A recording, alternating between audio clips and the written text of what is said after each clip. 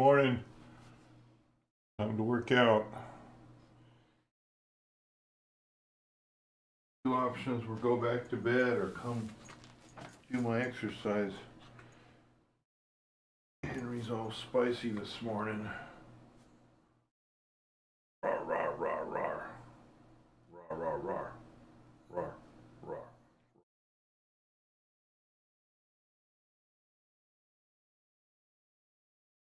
Lay down on your blankie. Work to do.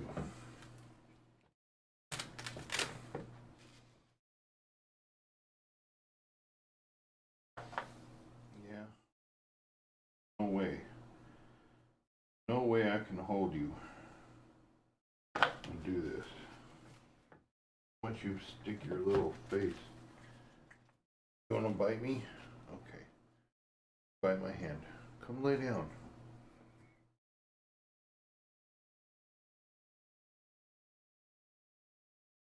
Good boy. Work out.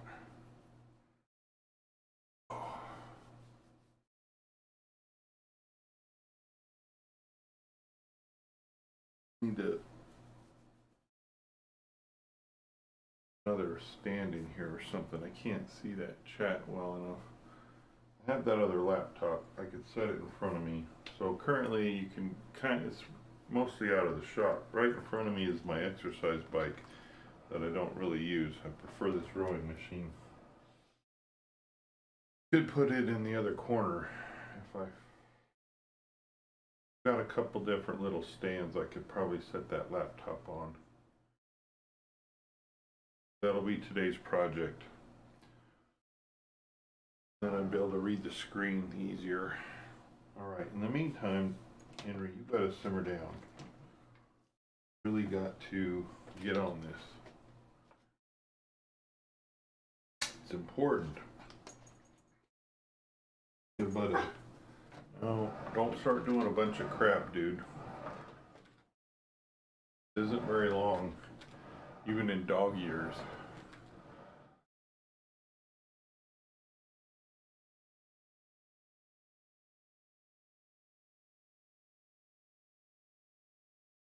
Although, if dog time is 7 times, that doesn't really make sense. I don't think it's dog time, it's just longevity. It's not the same thing. Because I think time, at a basic level, time's more based on just the daily cycle, right? The solar cycle, daylight and nighttime, more than anything else. So, if there isn't dog science, then I think they just go by their daily sleep cycle, which is really pretty sure it's patterned around the solar cycle. I don't know, but I am feeling better as far as like now that I'm into the 6th week of doing this. I'm noticing it's been long enough that I'm noticing the positive effects, the positive results. I'm not weighing myself, mostly because that's not the objective. I was going to collect objective data, and that was the plan from the beginning. That'd be one thing, and I'm also not really specifically trying to collect subjective data. You'll see people who do like before and after photos of their body or whatever, but that's not really related to my objective either. Pretty much as simple as the doctor said I should exercise. And I trust the expertise of my healthcare professionals that I consult with, along with general science knowledge. human body needs exercise. So anyway, yeah, I feel pretty good. I think I am experiencing some motivational. I think that's mostly though for my sleep. My sleep lately has been poor. I normally have very good, I'm talking about being able to go to sleep. I do not experience insomnia or normally I can just get in bed and go to sleep in 10 or 15 minutes, but right now my family's out of town and I definitely notice a change when I am home alone. Obviously the dogs are still here, but if I'm the only human in the house, then I don't go to bed and go to sleep as easily. It breaks up that routine, the sleep routine of getting in bed, going to sleep right away. I think it's mostly because I can look at my phone and not disturb anyone, and kind of not good, you know. It's way better, I think, to get in bed and just sleep.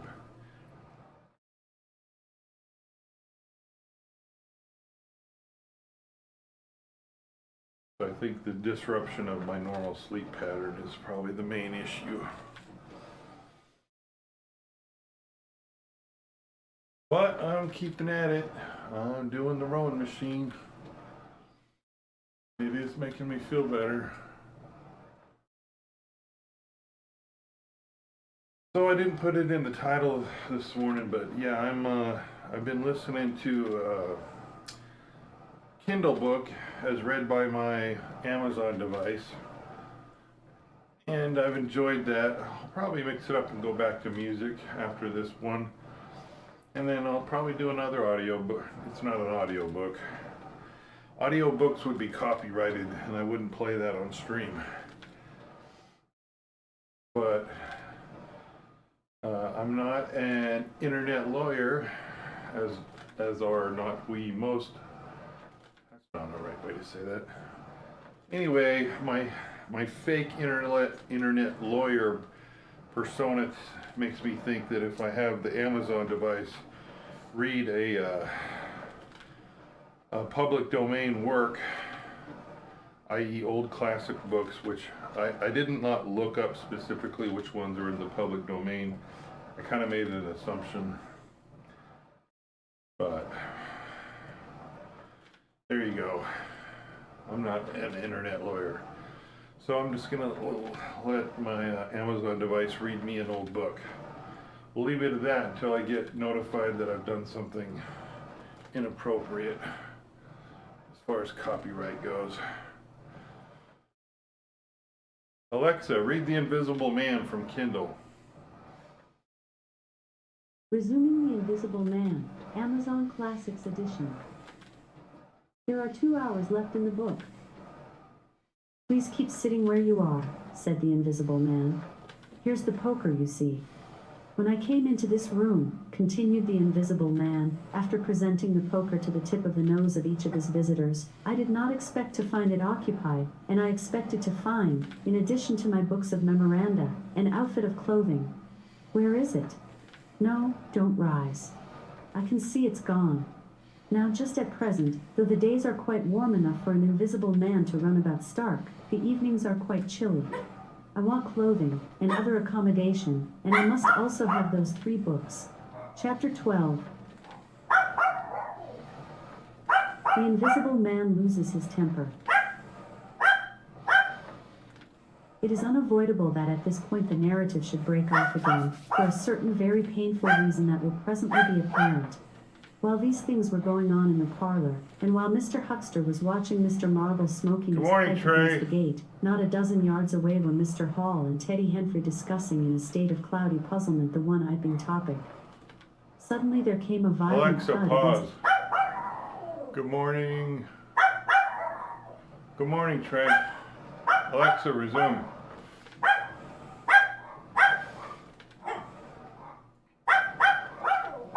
Alexa, resume. It is unavoidable that at this point the narrative should break off again, for a certain very painful reason that will presently be apparent.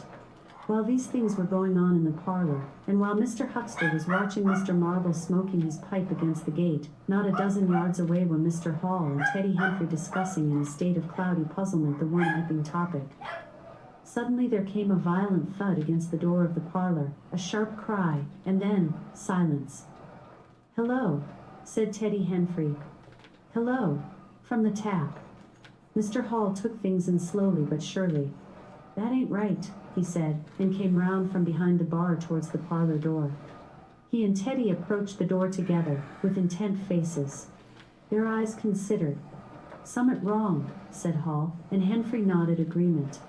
Whiffs of an unpleasant chemical odor met them, and there was a muffled sound of conversation, very rapid and subdued. "You all right there?" asked Hall, rapping. The muttered conversation ceased abruptly. For a moment's silence, then the conversation was resumed in hissing whispers, then a sharp cry of "No. No, you don't." There came a sudden motion in the oversetting of a chair, a brief struggle. Silence again. "What the deuce?"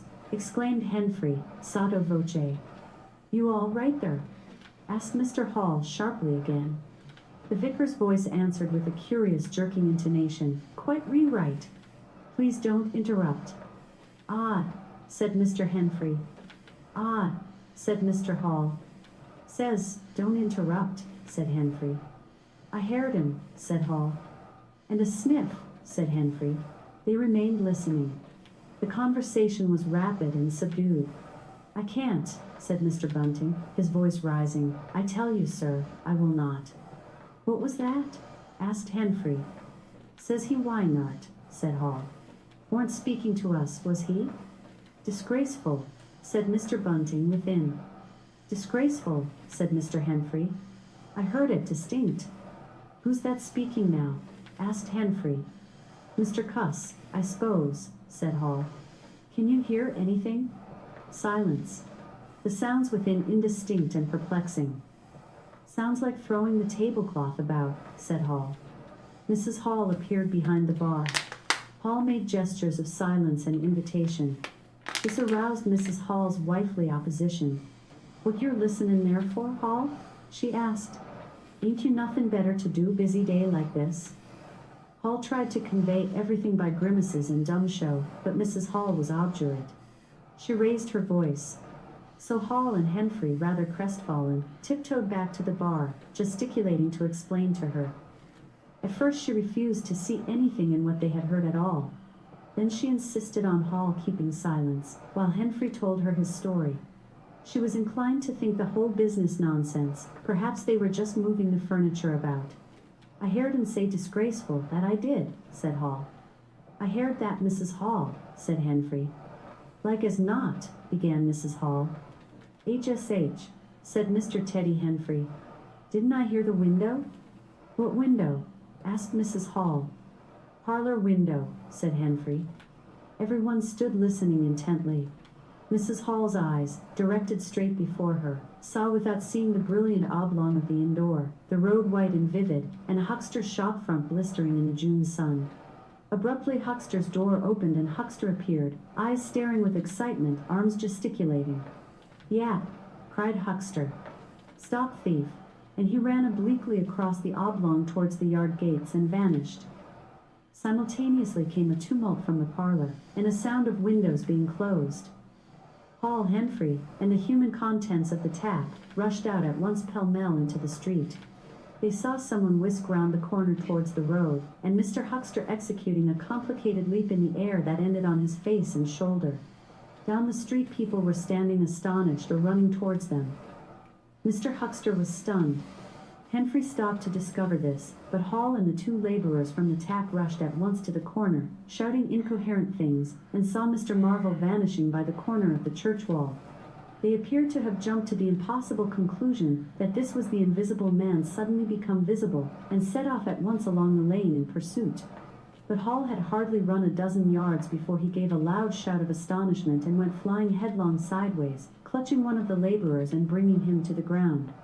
He had been charged just as one charges a man at football. The second laborer came round in a circle, stared, and conceiving that Hall had tumbled over of his own accord, turned to resume the pursuit, only to be tripped by the ankle just as Huckster had been. Then, as the first laborer struggled to his feet, he was kicked sideways by a blow that might have felled an ox. As he went down, the rush from the direction of the village green came round the corner. The first to appear was the proprietor of the Coconut Shy, a burly man in a blue jersey. He was astonished to see the lane empty save for 3 men sprawling absurdly on the ground. And then something happened to his rearmost foot, and he went headlong and rolled sideways, just in time to graze the feet of his brother and partner, following headlong. The two were then kicked, knelt on, fallen over, and cursed by quite a number of over-hasty people. Now when Hall and Henfrey and the laborers ran out of the house, Mrs. Hall, who had been disciplined by years of experience, remained in the bar next the till. And suddenly the parlor door was open, and Mr. Cuss appeared, and without glancing at her rushed at once down the steps toward the corner. "Hold him," he cried. "Don't let him drop that parcel." He knew nothing of the existence of Marvel, for the invisible man had handed over the books and bundle in the yard. The face of Mr. Cuss was angry and resolute, but his costume was defective, a sort of limp white kilt that could only have passed muster in Greece. "Hold him," he bawled. "He's got my trousers, and every stitch of the vicar's clothes. Tend to him in a minute," he cried to Henfrey as he passed the prostrate Huckster, and coming round the corner to join the tumult, was promptly knocked off his feet into an indecorous sprawl. Somebody in full flight trod heavily on his finger. He yelled, struggled to regain his feet, was knocked against and thrown on all fours again, and became aware that he was involved not in a capture, but a rout. Everyone was running back to the village. He rose again, and was hit severely behind the ear. He staggered and set off back to the coach and horses forthwith, leaping over the deserted Huckster, who was now sitting up on his way. Behind him, as he was halfway up the steps, he heard a sudden yell of rage, rising sharply out of the confusion of cries, and a sounding smack in someone's face. He recognized the voice as that of the invisible man, and the note was that of a man suddenly infuriated by a painful blow. Alexa, In another stop. Alright, I'm gonna take a quick break. My dogs are not cooperating this morning. They mostly have been doing quite well, but sounds like Becker is a little bit concerned, so hang on.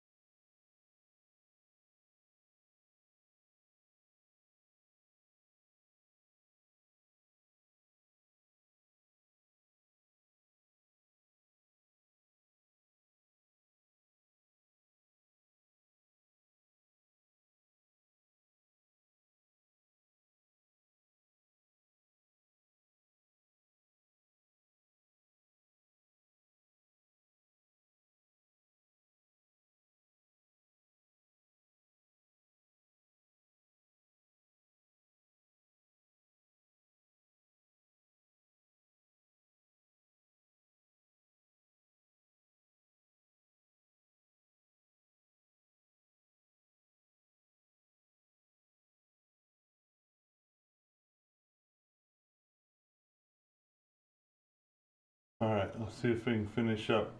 Halfway there, 15 more minutes. Trey, I don't know, I'm not sure, I don't use Facebook Messenger at all.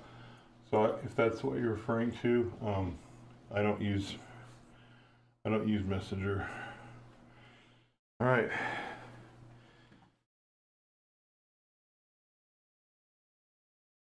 Henry. No, stop attacking me. Y'all need to cooperate. Amazing of what? It's been not a month and a half, but we're getting up on a month and a half, and I haven't been interrupted too much by the dogs. Can't climb on me, dude. Seriously, I need to finish this. No, you're dumb. You're being dumb. You're being dumb. Okay? You need to settle down. That's on your head. On your head. Timer. Hey, my timer stopped and waited for me. That's cool. That's a good feature I didn't know. All right. Come on. 15 minutes. Pretty sure splitting it into two 15-minute chunks doesn't do me quite as much good as continuous.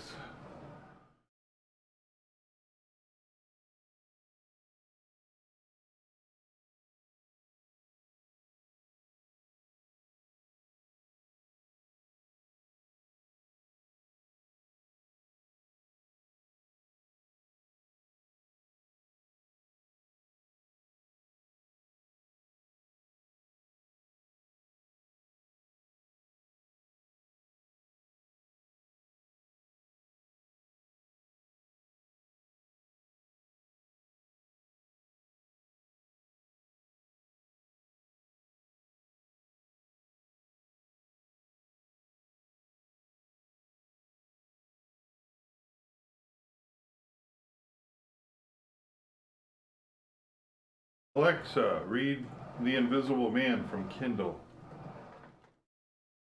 Resuming The Invisible Man, Amazon Classics Edition. Invisible Man, said Cuss, and rushed on to the window. We'd better clear out from here. He's fighting mad. Mad. In another moment he was out in the yard. Good heavens, said Mr. Bunting, hesitating between two horrible alternatives.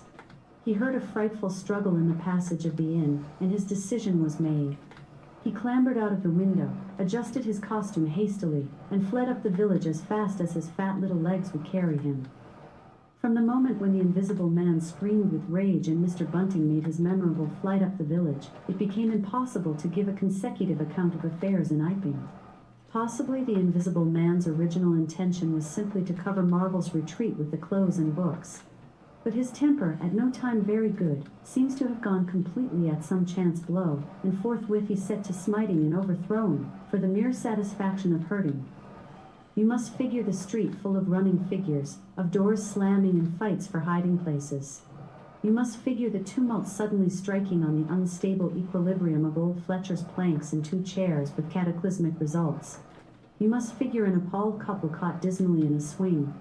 And then the whole tumultuous rush has passed, and the Iping street with its gods and flags is deserted save for the still raging unseen, and littered with coconuts, overthrown canvas screens, and the scattered stock and trade of a sweetstuff stall. Everywhere there is a sound of closing shutters and shoving bolts, and the only visible humanity is an occasional flitting eye under a raised eyebrow in the corner of a window pane. The Invisible Man amused himself for a little while by breaking all the windows in the coach and horses, and then he thrust a street lamp through the parlor window of Mrs. Gribble. He it must have been who cut the telegraph wire to Aberdeen just beyond Higgins' cottage on the Aberdeen road. And after that, as his peculiar qualities allowed, he passed out of human perceptions altogether, and he was neither heard, seen, nor felt in Iping any more. He vanished absolutely. But it was the best part of 2 hours before any human being ventured out again into the desolation of Iping Street. Chapter 13. Mr. Marvel discusses his resignation. When the dusk was gathering and Iping was just beginning to peep timorously forth again upon the shattered wreckage of its bank holiday, a short, thick-set man in a shabby silk hat was marching painfully through the twilight behind the beechwoods on the road to Bramblehurst. He carried 3 books bound together by some sort of ornamental elastic ligature, and a bundle wrapped in a blue tablecloth. His rubicund face expressed consternation and fatigue. He appeared to be in a spasmodic sort of hurry. He was accompanied by a voice other than his own, and ever and again he winced under the touch of unseen hands. "If you give me the slip again," said the voice, "if you attempt to give me the slip again, Lord," said Mr. Marvel, "that shoulder's a mass of bruises as it is." On my honor, said the voice, I will kill you. I didn't try to give you the slip, said Marvel, in a voice that was not far remote from tears. I swear I didn't. I didn't know the blessed turning, that was all. How the devil was I to know the blessed turning? As it is, I've been knocked about. You'll get knocked about a great deal more if you don't mind, said the voice, and Mr. Marvel abruptly became silent. He blew out his cheeks, and his eyes were eloquent of despair. It's bad enough to let these floundering yokels explode my little secret, without your cutting off with my books. It's lucky for some of them they cut and ran when they did. Here am I, no one knew I was invisible. And now what am I to do? What am I to do? Asked Marvel, sotto voce. It's all about. It will be in the papers. Everybody will be looking for me, everyone on their guard. The voice broke off into vivid curses and ceased. The despair of Mr. Marvel's face deepened, and his pace slackened. Go on, said the voice. Mr. Marvel's face assumed a grayish tint between the ruddier patches. Don't drop those books, stupid, said the voice sharply, overtaking him. The fact is, said the voice, I shall have to make use of you. You're a poor tool, but I must. I'm a miserable tool, said Marvel. You are, said the voice. I'm the worst possible tool you could have, said Marvel. I'm not strong, he said after a discouraging silence. I'm not overstrong, he repeated. No? And my heart's weak. That little business, I pulled it through, of course, but bless you. I could have dropped. Well, I haven't the nerve and strength for the sort of thing you want. I'll stimulate you. I wish you wouldn't. I wouldn't like to mess up your plans, you know. But I might out of sheer funk and misery. You'd better not, said the voice, with quiet emphasis. I wish I was dead, said Marvel. It ain't justice, he said. You must admit. It seems to me I've a perfect right to get on, said the voice. Mr. Marvel mended his pace, and for a time they went in silence again. It's devilish hard, said Mr. Marvel. This was quite ineffectual. He tried another tack. What do I make by it? He began again in a tone of unendurable wrong. Oh, shut up, said the voice with sudden amazing vigor. I'll see to you all right. You do what you're told. You'll do it all right. You're a fool and all that, but you'll do it, I tell you, sir. I'm not the man for it. Respectfully, but it is so. If you don't shut up, I shall twist your wrist again, said the invisible man. I want to think. Presently 2 oblongs of yellow light appeared through the trees, and the square tower of a church loomed through the gloaming. I shall keep my hand on your shoulder, said the voice, all through the village. Go straight through and try no foolery. It will be the worse for you if you do. I know that, sighed Mr. Marvel. I know all that. The unhappy-looking figure in the obsolete silk hat passed up the street of the little village with his burdens, and vanished into the gathering darkness beyond the lights of the windows. Chapter 14. At Port Stowe. 10 o'clock the next morning found Mr. Marvel, unshaven, dirty, and travel-stained, sitting with the books beside him, and his hands deep in his pockets, looking very weary, nervous, and uncomfortable, and inflating his cheeks at infrequent intervals, on the bench outside a little inn on the outskirts of Port Stowe. Beside him were the books, but now they were tied with string. The bundle had been abandoned in the pine woods beyond Bramblehurst, in accordance with a change in the plans of the Invisible Man. Mr. Marvel sat on the bench, and although no one took the slightest notice of him, his agitation remained at fever heat. His hands would go ever and again to his various pockets with a curious nervous fumbling. When he had been sitting for the best part of an hour, however, an elderly mariner, carrying a newspaper, came out of the inn and sat down beside him. "Pleasant day," said the mariner. Mr. Marvel glanced about him with something very like terror. "Very," he said. "Just seasonable weather for the time of year," said the mariner, taking no denial. "Quite," said Mr. Marvel. The mariner produced a toothpick, and saving his regard, was engrossed thereby for some minutes. His eyes meanwhile were at liberty to examine Mr. Marvel's dusty figure, and the books beside him. As he had approached Mr. Marvel, he had heard a sound like the dropping of coins into a pocket. He was struck by the contrast of Mr. Marvel's appearance with this suggestion of opulence. Thence his mind wandered back again to a topic that had taken a curiously firm hold of his imagination. Books, he said suddenly, noisily finishing with the toothpick. Mr. Marvel started and looked at them. "Oh yes," he said. "Yes, they're books."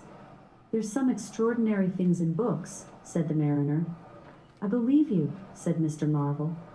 "And some extraordinary things out of 'em," said the mariner. "True likewise," said Mr. Marvel. He eyed his interlocutor, and then glanced about him. "There's some extraordinary things in newspapers, for example," said the mariner. "There are." "In this newspaper," said the mariner. "Ah," said Mr. Marvel. "There's a story," said the mariner, fixing Mr. Marvel with an eye that was firm and deliberate. "There's a story about an invisible man, for instance." Mr. Marvel pulled his mouth askew and scratched his cheek and felt his ears glowing. "What will they be writing next?" he asked faintly. "Austria or America?" "Neither," said the mariner. "Here." "Lord," said Mr. Marvel, starting. "When I say here," said the mariner, to Mr. Marvel's intense relief, "I don't of course mean here in this place, I mean hereabouts." "An invisible man," said Mr. Marvel. "And what's he been up to?" "Everything," said the mariner, controlling Marvel with his eye, and then amplifying, "every blessed thing." "I ain't seen a paper these 4 days," said Marvel. "I think's the place he started at," said the mariner. "Indeed," said Mr. Marvel. "He started there. And where he came from, nobody don't seem to know. Here it is, peculiar story from Iping. And it says in this paper that the evidence is extraordinary strong, extraordinary." "Lord," said Mr. Marvel. "But then, it's an extraordinary story. There is a clergyman and a medical gent witnesses, saw him all right and proper, or leastways didn't see him. He was staying, it says, at the Coach and Horses, and no one don't seem to have been aware of his misfortune, it says, aware of his misfortune, until in an altercation in the inn, it says, his bandages on his head was torn off. It was then observed that his head was invisible. Attempts were at once made to secure him, but casting off his garments, it says, he succeeded in escaping, but not until after a desperate struggle, in which he had inflicted serious injuries, it says, on our worthy and able constable, Mr. J. A. Jaffers. Pretty straight story, eh? Names and everything. Lord," said Mr. Marvel, looking nervously about him, trying to count the money in his pockets by his unaided sense of touch, and full of a strange and novel idea. "It sounds most astonishing. Don't it? Extraordinary, I call it. Never heard tell of invisible men before, I haven't, but nowadays one hears such a lot of extraordinary things that all he did?" asked Marvel, trying to seem at his ease. "It's enough, ain't it?" said the mariner. "Didn't go back by any chance?" asked Marvel. "Just escaped and that's all, eh?" "All," said the mariner. "Why? Ain't it enough?" "Quite enough," said Marvel. "I should think it was enough," said the mariner. "I should think it was enough. He didn't have any pals. It don't say he had any pals, does it?" asked Mr. Marvel, anxious. "Ain't one of a sort enough for you?" asked the mariner. "No, thank heaven, as one might say, he didn't." He nodded his head slowly. "It makes me regular uncomfortable, the bare thought of that chap running about the country. He is at present at large, and from certain evidence it is supposed that he has took, I suppose they mean, the road to Port Stowe. You see we're right in it. None of your American wonders this time. And just think of the things he might do. Where'd you be, if he took a drop over and above, and had a fancy to go for you? Suppose he wants to rob, who can prevent him? He can trespass, he can burgle, he could walk through a cordon of policemen as easy as me, or you could give the slip to a blind man. Easier. For these here blind chaps here uncommon sharp, I'm told. And wherever there was liquor, he fancy, he's got a tremendous advantage, certainly," said Mr. Marvel. "And well, you're right," said the mariner. "He has." All this time Mr. Marvel had been glancing about him intently, listening for faint footfalls, trying to detect imperceptible movements. He seemed on the point of some great resolution. He coughed behind his hand. He looked about him again, listened, bent towards the mariner, and lowered his voice. "The fact of it is, I happen to know just a thing or two about this invisible man. From private sources." "Oh," said the mariner, interested. You? Yes, said Mr. Marvel. Me? Indeed, said the mariner. And may I ask, you'll be astonished, said Mr. Marvel behind his hand. It's tremendous. Indeed, said the mariner. The fact is, began Mr. Marvel eagerly in a confidential undertone. Suddenly his expression changed marvelously. Ow, he said. He rose stiffly in his seat. His face was eloquent of physical suffering. Wow, he said. What's up? Said the mariner, concerned. Toothache, said Mr. Marvel, and put his hand to his ear. He caught hold of his books. I must be getting on, I think, he said. He edged in a curious way along the seat away from his interlocutor. But you was just going to tell me about this here invisible man, protested the mariner. Mr. Marvel seemed to consult with himself. Hoax, said a voice. It's a hoax, said Mr. Marvel. But it's in the paper, said the mariner. Hoax all the same, said Marvel. I know the chap that started the lie. There ain't no invisible man whatsoever, blimey. But how about this paper? Do you mean to say? Not a word of it, said Marvel stoutly. The mariner stared, paper in hand. Mr. Marvel jerkily faced about.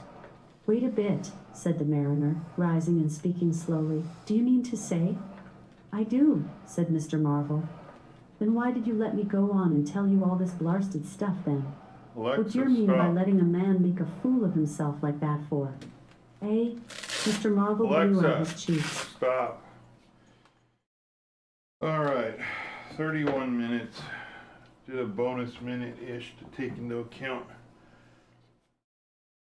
the interruption. Henry's really got it out for me today. All right. Everybody have a great day.